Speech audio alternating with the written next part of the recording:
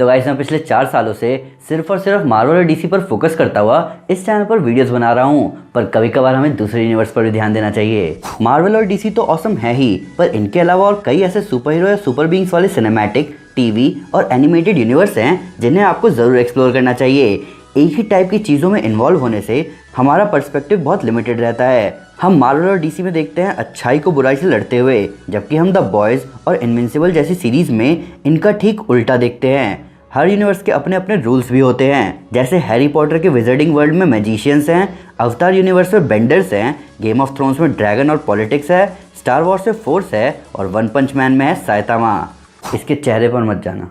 तो गाइज मैं हूं अमन सिन्हा और आज हम बात करने जा रहे हैं 10 सुपर ऑसम फिक्शनल यूनिवर्स के बारे में जिन्हें आपको ज़रूर एक्सप्लोर करना चाहिए। मैं सही में चाहता हूं कि आप लोग ये सीरीज़ और मूवीज़ को देखें, इसीलिए इस लिस्ट में बताए गए यूनिवर्स के पहले एपिसोड या शुरुआती मूवीज़ के हिस्से के बारे में ही बात करी जाएगी, ताकि आप बिना किसी स्पॉइलर की चिंता करे आगे इन यूनिवर्स को अच्छे से एक्सप्लोर कर पाएँ।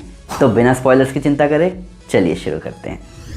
सबसे पहले बात करते हैं हाल ही में आए जुपिटर्स लेगेसी की। मार्क मिलर और फ्रैंक क्वाइटली की comic book series Jupiter's legacy को अडेप्ट किया गया नेटफ्लिक्स पर एक ड्रामा सीरीज के रूप में। इस सीरीज में शेल्डन सैम्सन अपने पिता के डेथ के बाद अपने भाई वॉल्टर, अपने दोस्त जॉर्ज और एक छोटे से क्रू के साथ निकल जाता है एक अनजान आइलैंड को ढूंढने, जहां उन सबको सुपर पावर्स मिलती है। जिसके बाद वो यूनियन ऑफ जस्टिस फॉर्म करता है और कभी किसी को ना मारने और पॉलिटिक्स में ना इन्वॉल्व होने के रूल के साथ शेल्डन और उसके साथी कहलाते हैं यूटोपियन। ये सीरीज 7 अप्रैल 2021 को नेटफ्लिक्स पर रिलीज हुई। इस सीरीज के सीजन 1 की स्टोरी आपको एक जर्नी की तरह फील होगी, जिसकी एंडिंग कितनी सेटिस्फाइंग है ये आप ही तय कर सकते हैं।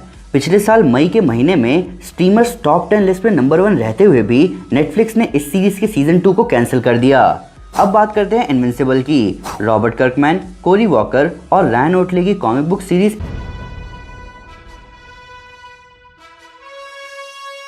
को Amazon प्राइम ने अडेप्ट किया एडल्ट एनिमेटेड सीरीज के रूप में। ये सीरीज बेस्ड है मार्क ग्रेसन नाम के टीनेजर पर, जो कि बेटा होता है प्लैनेट के सबसे powerful super hero omni man का। मार्क को अपने 17th बर्थडे के बाद सुपर पावर्स मिलती है, जहां वो अपने पिता से सीखता है कि सुपर हीरो होना क्या होता है। इस सीरीज में वॉकिंग डेड के स्टीवन यून, जेके सिमंस, जिलियन जेकब्स, सेथ रोगन और कई बड़े नामों ने अपनी वॉइस दी है। ये सीरीज इसी साल 25 मार्च को Amazon प्राइम पर रिलीज हुई और इसकी बहुत तारीफ हुई है, जिसे कई फैंस 8 घंटे की मूवी भी बोल रहे हैं। इस तरह की सीरीज ही उन लोगों को चैलेंज करती है जो कि एनिमेटेड मूवीज या टीवी शोज को सीरियस नहीं लेते। इसके सीजन 1 में 8 एपिसोड है, जहां इसके अच्छे रिसेप्शन के साथ Amazon ने इसे दूसरे और तीसरे सीजन के लिए रिन्यू कर दिया है। प्लस इसका इंट्रो बहुत ज़बरदस्त है, मतलब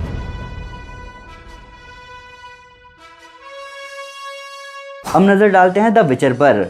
आंजे सैपकोव्स्की की फेमस बुक्स को नेटफ्लिक्स ने अडेप्ट किया फैंटेसी ड्रामा सीरीज के रूप में, जहां गेराल्ट ऑफ रिविया, प्रिंसेस सीरी और सॉर्सरेस येनिफर ऑफ वेंगरबर्ग की अलग अलग टाइम पर चल रही कहानी को एक साथ मर्ज किया गया एक सिंगल टाइमलाइन में, और हमें ये जबरदस्त कहानी मिली। यहाँ गेराल्ट का रोल हमारे फेवरेट हेनरी कैविल ने प्ले किया है। ये सीरीज 20 दिसंबर 2019 को नेटफ्लिक्स पर रिलीज हुई थी, जिसका दूसरा सीजन हमें इस साल के एंड में देखने को मिलेगा। इस सीरीज की खासियत इसके कास्ट की ज़बरदस्त डेडिकेशन की वजह से है। 3 अलग अलग लोगों को प्रॉपर्ली फोकस में रखते हुए सबकी कहानी को एफर्टलेसली मैनेज करना आसान बात नहीं है, और यही किया इस सीरीज ने, वो भी प्रॉपर एक्शन, हिला देने वाला फिक्शन और ऑसम CGI को मेंटेन करते हुए। अब बात करते हैं द अम्ब्रेला अकेडमी की। जेरार्ड वे की comic book series the Umbrella Academy को नेटफ्लिक्स ने अडेप्ट किया super hero sci fi drama series के रूप में, जहां मिड 20th सेंचुरी में 43 विमेन 43 सुपर पावर्ड बच्चों को जन्म देती हैं। इनमें से किसी भी विमेन में प्रेगनेंसी के कोई साइंस नहीं थे। सर रेजिनाल्ड हारग्रीव्स नाम के आदमी इन 43 में से 7 बच्चों को अडॉप्ट करते हैं और ट्रेनिंग देते हैं, ताकि वो दुनिया को खतरे से बचा सके। इस सीरीज की कास्ट लिस्ट ज़बरदस्त है। ये सीरीज 15 फरवरी 2019 को नेटफ्लिक्स पर प्रीमियर हुई और इसका दूसरा सीजन प्रीमियर हुआ 31 जुलाई 2020 को, और इसका सीजन 3 भी अनाउंस हो चुका है। इस सीरीज में बहुत सारा एक्शन है, इसके कैरेक्टर्स ज़बरदस्त हैं और उनके पावर्स और भी ज़बरदस्त, और अगर आप टाइम ट्रैवलिंग के फ़ैन हैं तो ये शो आपके लिए परफेक्ट है। अब बात करते हैं वन पंच मैन की। जापानीज मांगा आर्टिस्ट टोमोहिरो, जिनको वन नाम से भी जाना जाता है, उनकी फेमस मांगा सीरीज वन पंच मैन को मैडहाउस नाम के जापानीज स्टूडियो ने एनिमे में अडेप्ट किया वन पंच मैन के नाम से। ये सीरीज बेस्ड है साइतामा नाम के एक एवरेज हीरो के ऊपर, जो कि अपनी हर लड़ाई एक पंच से ही जीत जाता है और यही चीज उसे बहुत फ्रस्ट्रेट भी करती है। इस एनिमे सीरीज का पहला एपिसोड एयर हुआ था 5 अक्टूबर 2015 को, जहां इसका दूसरा सीजन भी आ चुका है और ये दोनों सीजन फिलहाल नेटफ्लिक्स पर अवेलेबल हैं। ये सीरीज इतनी ज़बरदस्त है कि इसके सीजन 1 की आज भी रॉटन टोमेटोज रेटिंग 100% है। यहाँ कोई कॉम्प्लिकेटेड स्टोरी लाइन नहीं है, ये बहुत सिंपल स्टोरी है जहाँ एक्शन, जोक्स और कैरेक्टर्स बहुत ऑसम हैं। तो अगर आप ओवरपावर्ड सुपर हीरोज के फैन हैं तो आपको इससे परफेक्ट सीरीज देखने को कहीं नहीं मिलेगी। साइतामा की अगर कोई कमजोरी है तो वो है उसका गंजापन और मच्छर। अब बात करते हैं स्टार वॉर्स की। अभी तक बताई हुई सारी लाइव एक्शन और एनिमेटेड सीरीज में से स्टार वॉर्स सबसे पुरानी, सबसे फेमस और पैसों के मामले में दूसरी सबसे सक्सेसफुल फ्रेंचाइजी है। इस epic space opera media franchise को बनाया था जॉर्ज लुकस ने, जिसकी मेन सीरीज है स्काईवॉकर सागा। इसमें मिस्टिकल पावर द फोर्स की बात करी गई है, एक एनर्जी फील्ड जिसने सारे लिविंग थिंग्स को बनाया और जिसने गैलेक्सी को जोड़ कर रखा है। जो फोर्स के अच्छे साइड को यूज़ करते हैं उन्हें जेडाई कहा जाता है और जो फोर्स के बुरे साइड को यूज़ करते हैं उन्हें कहा जाता है सिथ।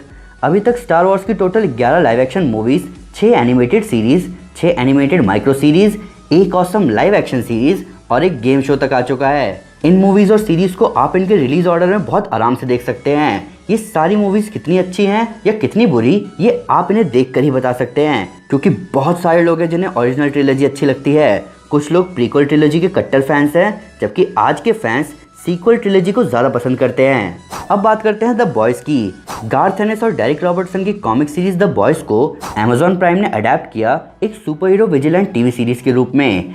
इस सीरीज में एक इंटरनेशनल कॉर्पोरेशन वॉट एक सुपर हीरो ग्रुप चलाते हैं 7 के नाम से।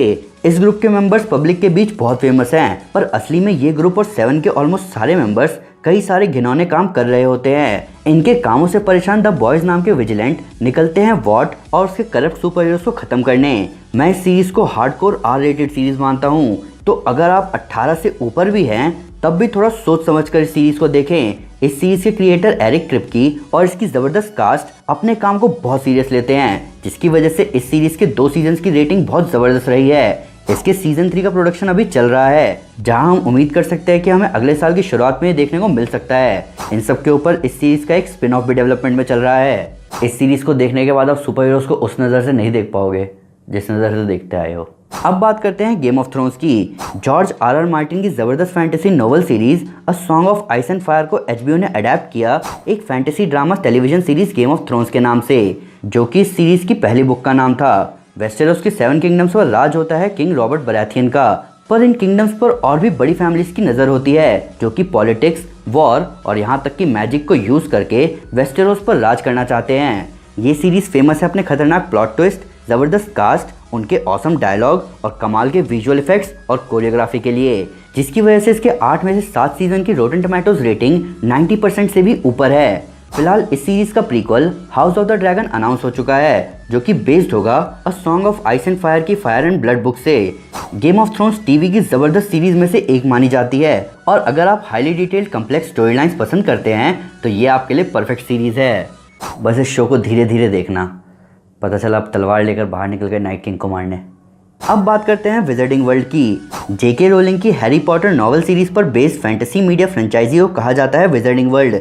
इस सीरीज में 8 हैरी पॉटर मूवीज और 2 फैंटास्टिक बीस्ट मूवीज हैं। हैरी पॉटर एक विजर्ड होने के साथ साथ सर्वाइवर था वोल्डेमॉर्ट के अटैक का। जब वो 11 साल का हुआ तब उसे बताया गया उसके विजर्ड होने के बारे में, और तब उसे भेजा गया हॉगवर्ट्स स्कूल ऑफ विचक्राफ्ट और विजर्डरी में। वहीं फैंटास्टिक बीस्ट प्रीक्वल है हैरी पॉटर सीरीज की, और इसके टोटल 5 में से 2 पार्ट रिलीज हो चुके हैं और तीसरा पार्ट अनाउंस हो चुका है। इस पूरी फ्रेंचाइजी में हैरी पॉटर मूवीज का बहुत नाम है, जिसकी वजह से ये फ्रेंचाइजी दुनिया की तीसरी सबसे बड़ी फ्रेंचाइजी है पैसों के मामले में। ये मूवी शुरू में जितनी भी नॉर्मल और बचकानी लगे, उतनी ही ये डार्क और मैच्योर होती जाती है हर सीक्वल के साथ। वो हैरी पॉटर मूवीज ही थी जिसने हॉलीवुड को मजबूर किया ज़्यादा से ज़्यादा children and youth targeted movies पर ध्यान देने के लिए, जिनकी वजह से हमें हंगर गेम्स, ट्वाइलाइट सागा और कई सारे ऑसम सुपर हीरो मूवीज़ देखने को मिले। वोल्डेमॉर्ट साइतामा का विकसित रूप है क्या? लास्ट में बात करते हैं अवतार वर्ल्ड की। ब्रायन कोनिएत्स्को और माइकल डांटे डिमार्टिनो की बनाई हुई अवतार वर्ल्ड अमेरिका की एक ज़बरदस्त मल्टीमीडिया फ्रेंचाइजी है, जिसमें 2 एनिमेटेड टीवी सीरीज, एक लाइव एक्शन मूवी जिसके बारे में कोई बात नहीं करना चाहता, और कुछ ज़बरदस्त कॉमिक्स, बुक्स और वीडियो गेम्स हैं। अवतार सीरीज सेट है एक एशियाटिक वर्ल्ड में, जहां कुछ लोग मार्शल आर्ट फॉर्म बेंडिंग की मदद से 4 में से एक एलिमेंट को कंट्रोल कर सकते हैं, जो कि हैं वाटर, अर्थ, फायर और एयर। बस एक ऐसा इंडिविजुअल है जो कि चारों एलिमेंट को कंट्रोल कर सकता है और उसे कहा जाता है अवतार, जिसका काम है दुनिया में शांति और बैलेंस बनाए रखना। और मज़े की बात यह है कि पहले एपिसोड में अवतार पिछले 100 सालों से गायब है। इस सीरीज़ के character development, culture reference, humour और थीम की लगभग हर किसी ने तारीफ करी है। इसमें कुछ ऐसी चीज़ों के बारे में बात हुई है जो कि एनिमेटेड टीवी सीरीज़ में बहुत कम सुनाई देते हैं, जैसे वॉर, जेनोसाइड, इंपीरियलिज्म, टोटलिटेरियनिज्म और फ्री चॉइस। इस शो को कई लोगों ने सबसे महान टीवी सीरीज़ भी कहा है और मैं मानता हूँ कि चाहे बच्चे हो या बड़े, सभी को इस सीरीज़ को एक बार ज़रूर देखना चाहिए। प्लस नेटफ्लिक्स इसका लाइव एक्शन रीमेक भी बना रहा है, तो फैंस उसके लिए भी बहुत एक्साइटेड हैं। तो गाइस, ये थे 10 सुपर ऑसम फिक्शनल यूनिवर्स जिन्हें एक्सप्लोर करके आपको बहुत मज़ा आने वाला है। मैं आपसे ये भी कहूँगा कि इनकी मूवीज़ और टीवी सीरीज़ देखकर साइड मत हो जाना, इनकी कॉमिक्स और इनके बुक्स को भी देखना। लाइव एक्शन डिपिक्शन बस एक छोटा सा हिस्सा होता है, असली मज़ा बुक्स और कॉमिक्स में ही है, तो उन्हें भी पढ़ें और मज़ा आए तो इनके सबरेडिट से भी जुड़ें, जहां फैंस आज भी इन शोज से रिलेटेड इन्फो और मीम्स शेयर करते रहते हैं। और ये वीडियो बस टेस्ट एपिसोड था इस तरह की वीडियोस के लिए। अगर आपको वीडियो पसंद आई तो उसको लाइक ज़रूर करें और कमेंट में मुझे बताएं कि मैं और कौन कौन से फिक्शनल यूनिवर्स को एक्सप्लोर करूं।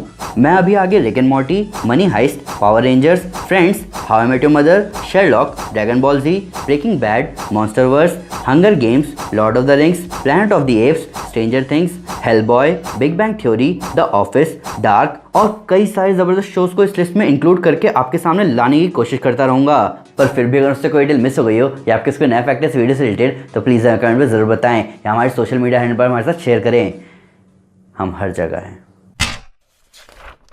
तो गाइज, अगर आप हल्क को अपने अल्टीमेट फॉर्म में देखना चाहते हैं तो मैं आपको हमारी world war Hulk comic series recommend करूंगा। साथ ही साथ अगर आपको वीडियो पसंद आए तो इस वीडियो को लाइक और शेयर जरूर करें। वैसे कई सारे सुपर कंटेंट के लिए हमारे चैनल को सब्सक्राइब करना ना भूलें। Thank you guys, this is Aman Sinha and you are super. Piece.